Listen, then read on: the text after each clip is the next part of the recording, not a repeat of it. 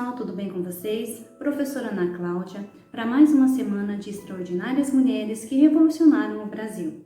Essa semana nós vamos ouvir a biografia de Ana Nery, a primeira enfermeira de guerra. Essa leitura eu faço também em homenagem às milhares de mulheres extraordinárias que estão na linha de frente trabalhando durante essa pandemia. Vamos lá?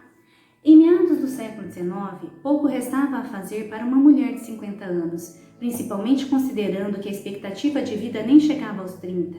Mesmo assim, com todos os filhos e os outros parentes alistados na Guerra do Paraguai, a baiana Ana Nery não pensou duas vezes antes de se voluntariar como enfermeira. Após meio século de vida, tinha início seu maior desafio.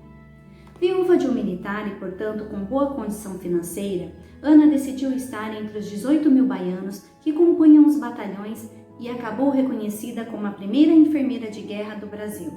Ela oferecia muito mais do que curativos, como consolo, palavras de ânimo e colo, tanto para os brasileiros como para os soldados das outras nações envolvidas, de modo que argentinos, uruguaios e até os inimigos paraguaios ganhavam igual atenção.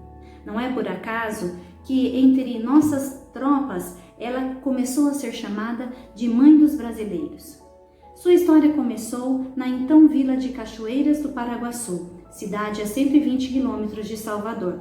Única mulher entre os 5 filhos de José Ferreira de Souza e Luísa Maria das Virgens, casou-se aos 23 anos com o capitão da fragata português Isidoro Antônio Nery, que morreu durante uma viagem ao Maranhão.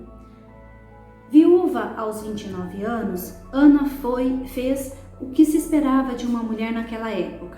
Dedicou-se a educar os filhos Justino, que nasceu em 1839, Isidoro, que nasceu em 1841, e Pedro, que nasceu em 1842. Ela se mudou para Salvador, onde prosseguiram com os estudos, tendo 2 deles se formado médicos e um seguido a carreira militar. A Guerra do Paraguai entrou em sua vida em 8 de agosto de 1865, quando ela mandou uma carta ao presidente da província da Bahia, Manuel Pinto de Souza Dantas, em que oferecia seus serviços em qualquer hospital do Rio Grande do Sul ou onde se fizesse necessário. A resposta chegou dias mais tarde, aceitando sua oferta, e as críticas da sociedade baiana também vieram. Só pode estar louca. A guerra é para homens. Não fica bem a existência de enfermeiras no exército.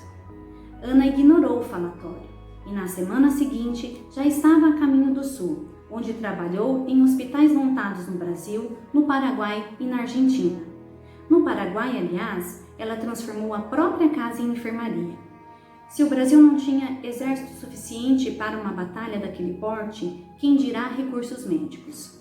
Nos 5 anos em que esteve na guerra, Ana viu todo tipo de horror da carnificina dos charcos e brejos da região, que dizimou a maioria da população masculina do Paraguai, além de muitos brasileiros, argentinos e uruguaios, e matou de fome mulheres e crianças. Mas certamente o dia mais difícil foi aquele em que, entre mortos e feridos no acampamento, encontrou o corpo do próprio filho Justiniano, já sem vida. Conta-se que mal teve tempo de chorar, quando um soldado adversário gemeu por ajuda, foi atendê-lo sem rancor. Uma semana depois, viu seu sobrinho Arthur morrer e outro filho ferido. Nem mesmo a dor da perda a fez desistir ou interromper a sua ajuda aos que permaneciam na guerra, suas viúvas e seus órfãos. Em março de 1870, com o fim do conflito, ela retornou ao Brasil e se fixou no Rio de Janeiro, levando consigo 4 crianças órfãos para criar, conforme a maioria dos relatos que apontam de 3 a 6 crianças. Foi honrada pelo governo com a medalha humanitária da primeira classe e geral de campanha. Entrou para a história como nossa primeira enfermeira de guerra e foi indicada como a precursora da Cruz Vermelha em território nacional. Morreu em uma casa modesta 10 anos depois. Mais de um século mais tarde, em 2009, recebeu uma justa homenagem de ser a primeira mulher a entrar para o livro de heróis e heroínas da pátria. Esta foi mais uma mulher extraordinária que revolucionou o Brasil, Ana Nery. Tchau, pessoal. Muito obrigada.